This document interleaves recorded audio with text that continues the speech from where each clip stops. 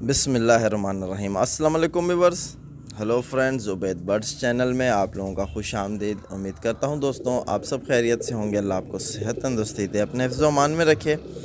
तो आज की जो वीडियो बना रहा हूं, एक भाई का सवाल था मेरे पास, बिलाल हुसैन मेरे ख्याल से उनका नाम है। तो वो पूछते हैं कबूतर के पर के मुतल्लिक। तो पर कबूतर के एक जैसे होने चाहिए, यानी कि बैलेंस में या इनबैलेंस जैसे भी होते हैं, वो जो भी है परों के मुतालिक बात मैं वही करूँगा आपको आज की वीडियो में। और आपको बताऊँगा कि आपने जब भी कबूतर कहीं से परचेज़ करना है या आपने मतलब अपने शौक़ में इजाफ़ा करना है या कोई जोड़ा लगा रहे हो, तो उसमें परों में क्या चीज़ देखी जाती है, वही चीज़ मैं आज आपसे शेयर करूँगा। ठीक है बिलाल भाई, तो आप समझना इस चीज़ को।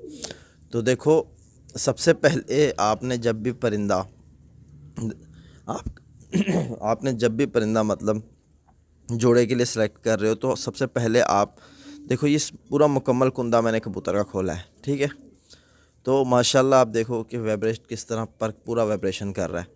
ठीक है, तो आपने यहाँ से बगल से लेके इसकी आखिरी 10वीं तक आपने बनावट को देखना है। ठीक है, कि इसके वापसी के पर किस तरह है, इसके बगल के पर किस तरह है, इसके परवाज़ी पर किस तरह है, इसकी 7वीं कली किस तरह है।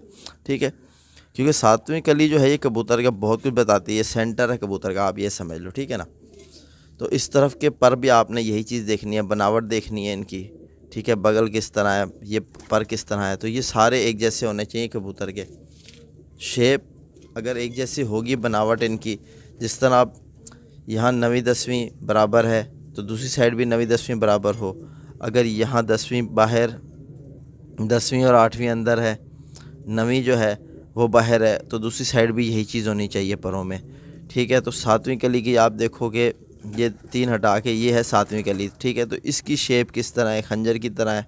ठीक है, इसकी शेप इनसे मैच हो रही है कि इनसे मैच हो रही है, ये भी आपने देखनी है। इस दोनों साइड एक जैसी होनी चाहिए कबूतर की। अब जिस तरह यहाँ से पहली कली शुरू होती है, पहली, दूसरी, तीसरी, चौथी, 5वीं, इन पाँचों की बनावट यानी ऊपर से इनके बिल्कुल शेप एक जैसी दिखनी चाहिए। ठीक है, लकीर सीधी होनी चाहिए, ये ना हो कि कोई ऊपर कोई नीचे। इस तरह आपने दूसरी साइड भी यही चीज़ नोट करनी है। तो ये हो जाते हैं तकरीबन कुछ पर कबूतर के मुकम्मल ना। तो अब आपने बगल की नोट करना है कि बगल इसकी मैं देख रहा हूँ कि बड़ी है इस तरफ, और दूसरी साइड देखोगे वहाँ से बगल छोटी है कि बड़ी है, एक जैसी होनी चाहिए। अब जिस तरह ये हेल्पिंग फेदर्स होते हैं, इनकी शेप देखो, बनावट देखो, उस तरफ से इस तरफ दोनों परों की एक जैसे। अब यहाँ ये बड़े पर होते हैं बगल के ऊपर, ये भी एक जैसे होने चाहिए।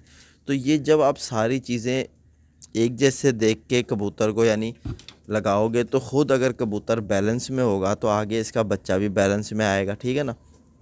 अब जितने अच्छे आप मतलब पर देख के कबूतर के जोड़ा लगाओगे आगे, उतना अच्छा यानी आपको रिज़ल्ट मिलेगा। अक्सर क्या होता है, हम देखते हैं कि बिलाल भाई के कबूतर जो है परों में बहुत अच्छा वाइब्रेशन हो रही है, हर चीज़ हो रही है कबूतर में, बिल्कुल ओके है, फिर कबूतर बच्चे क्यों नहीं उड़ा रहा। वजह क्या होती है कि उसकी जो कबूतर की तीली होती है ना, ये तीली ये ज़रा सख्त होती है। ठीक है, इसको भी आपने चेक करना है कि कितनी इसमें नरमाहट है। ठीक है, ये आपने नोट करनी है। और ये तीली जो है ना कबूतर की, ये बारीक होनी चाहिए, चिपटी होनी चाहिए, तो यानी कबूतर आगे बच्चे भी अच्छे उड़ाएगा। तो यहाँ आप देखो, जिस तरह मेरा ये परिंदा है, मैं आपको दिखाऊं कि यहाँ से आप देखो कि पेपर जो है ना एक दूसरे को ना लगे। जब आप कुंदा खोलो ना, ये पेपर में देखो, जिस तरह इस पेपर में अगर आपको, ये तो कैमरा बहुत मुश्किल है दिखाना, तो आप देखो इसके अंदर आपको खिलाई नज़र आ रही है। ठीक है, यहाँ आप देखो, मतलब इस तीली का, ये तीली है ना, इस तीली पे जो पेपर है ये अगले पेपर को ना लगे, ये भी अगले पेपर को ना लगे। 3 परों में आपने यही चीज़ नोट करनी है। ठीक है, ये जो नहीं लगेगी ना, तो कबूतर 100% बच्चे उड़ाएगा और बहुत अच्छे उसके बच्चे परवाज़ी होंगे। ठीक है, और पेपर जो है कबूतर का जो तीली पे लगा होता है, ये जितना बारीक हो बेस्ट है। ठीक है, इसको कोशिश करो जितना ज़्यादा बारीक होता है। दोस्तों, आप अगर नोट करोगे कबूतरों के परों में ऐसे ये चीज़ें आपको मिलेंगी, आप ख़ुद समझोगे। आपके पास अगर बहुत सारे परिंदे हैं घर में, तो आप चेक करो, इंशाल्लाह आपके सामने ये चीज़ आएगी कि आप देखोगे कि यार हमारे इस परिंदे में यानी कि पेपर इस तरह है लाइट, और हमारे अगले इस परिंदे में पेपर में यानी फ़र्क है, यानी आपको ख़ुद समझ आएगा, तीली की बनावट में भी फ़र्क है।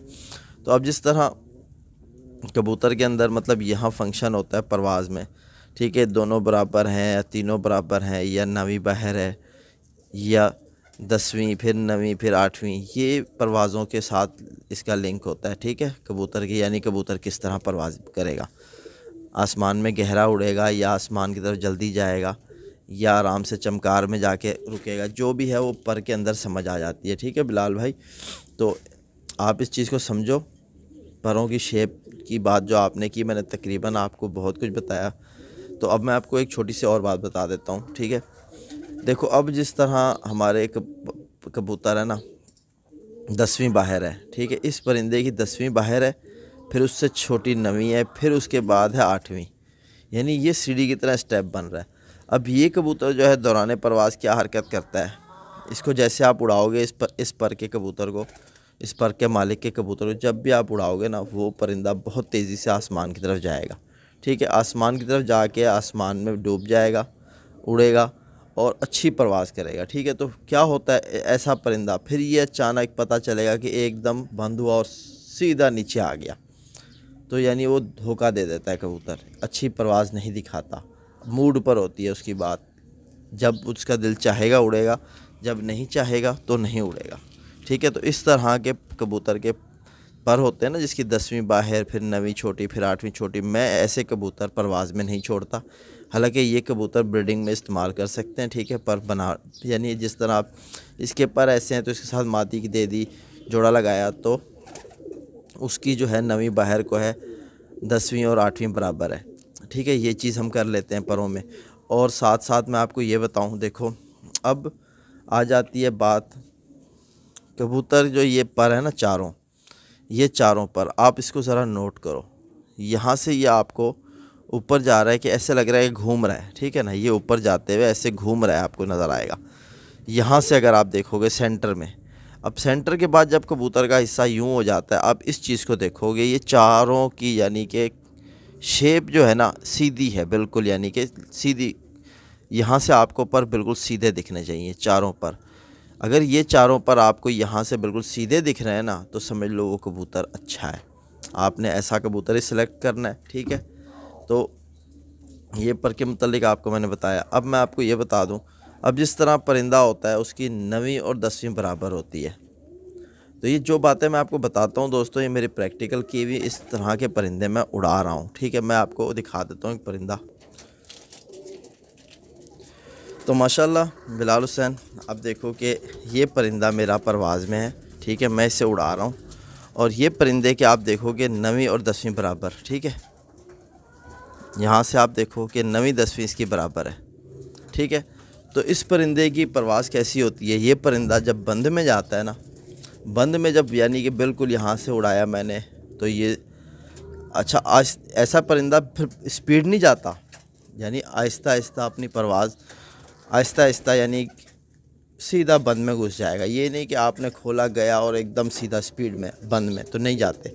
इस तरह के पर के कबूतर जो हैं वो आहिस्ता आहिस्ता आसमान की तरफ जाते हैं, और जब अपने एक बुलंदी पकड़ लेते हैं, ठीक है, जब अपने जहाँ तक इनको जाना है वहाँ तक ये पहुँच जाते हैं, चमकार हो जाते हैं, फिर उसके बाद ये परिंदा ये हरकत करना शुरू कर देता है कि ये लंबा चलना शुरू हो जाता है, यानी कि लंबा इस तरफ जाता है, यानी ऊपर जाके बंद में लंबे होके उड़ता है। ठीक है, तो ये इस तरह का। अब जिस परिंदे के ये तीनों बराबर होते हैं, यानी कि 10वीं 9वीं 8वीं जिस कबूतर की बराबर है, तो वो कबूतर क्या करता है कि वो आसमान की बहुत ज़्यादा गहराई में उड़ता है। जितना वो जा सकता है ना, वो ऐसा होके उड़ता है कि नीचे से उसको ढूंढना बहुत मुश्किल है।